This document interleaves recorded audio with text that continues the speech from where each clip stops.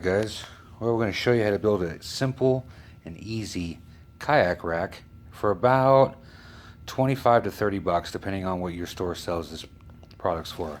Now basically what I started with is a 2x4. Now I cut these down to the width of my truck, so each truck is different, but mine were right on the edge of my bed liner. I went to Harbor Freight and picked up these rings. I think they were like $2 for two of them, so I just got a pair of them, one on each end. I screwed them in. I found out where my clamps would adjust to on the bed. You can see the indentation right here. So I did those on both. And then on this side, I did the same. You can see the marks from the C-clamps.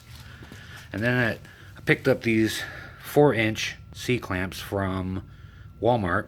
They're about, I think, $3.50, $4 a piece. So 4, 8, 12, 16 bucks. 2x4 is $3 a piece, $6. So that's $22 plus the rings. It's about 26 bucks. So we'll say less than $30. Pretty simple. What I'll do next is I will show you what it looks like mounted on the truck, and we will go from there. Alright, as you can see, so I got it clamped here with the rings just to the edge of it. Goes all the way across. And as you can see, just clamped on. Both spaced out however you want it.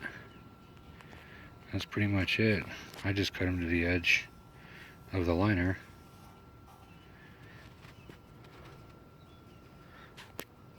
And I'll post some pictures of what it looks like when it's fully set up.